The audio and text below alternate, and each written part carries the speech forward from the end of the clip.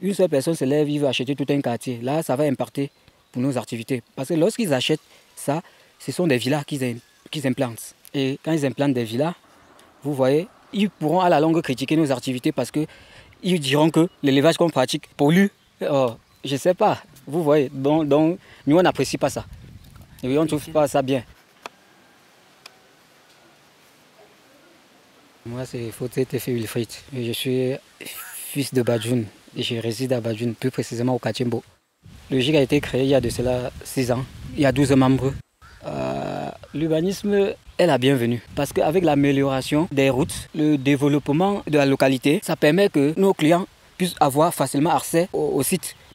L'élevage demande une zone bien dégagée, pas une zone trop peuplée pour risque de maladie, risque d'infection. Donc avec la modernisation à grande échelle, ça doit nuire à nos activités. Le bâtiment que vous avez vu là, du haut là, c'est un bâtiment qui prend 7000 sujets. Mais si c'est mécanisé, ce même bâtiment prendra même 20 000. La diminution de la présence humaine, c'est-à-dire moins Oui. de main d'œuvre. Plus de machines. Plus de machines. Oui. Mais ça veut dire que c'est des gens qui vont perdre leur boulot. Bon, c'est l'urbanisation. C'est du capitalisme. Voilà. Et c'est la modernité. On ne peut pas faire autrement. En Europe, en Occident, en Amérique, c'est ce qui se passe. L'agriculture durable.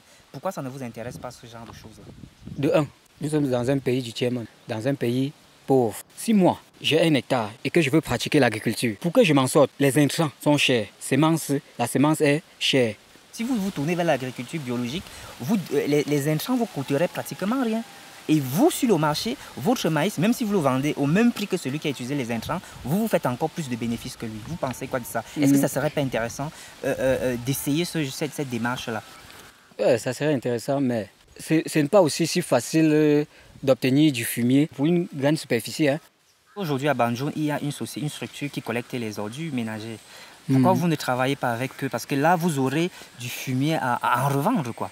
Il y a aussi le CIPCRE, je ne sais pas si vous connaissez le CIPCRE. Oui, le CIPCRE, voilà, là, oui. Qui a beaucoup encouragé l'agriculture biologique. Ouais, bon, on n'a pas encore eu à réfléchir à la culture bio.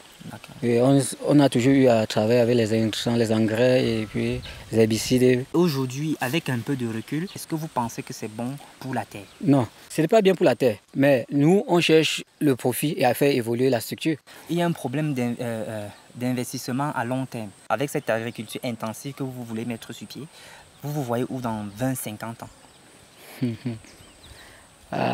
Avec le sol, moi je dirais que vraiment on se dit qu'à ce moment-là, on pourra réfléchir comment faire pour parier à ce problème qui se serait installé. Pour le moment, on veut évoluer.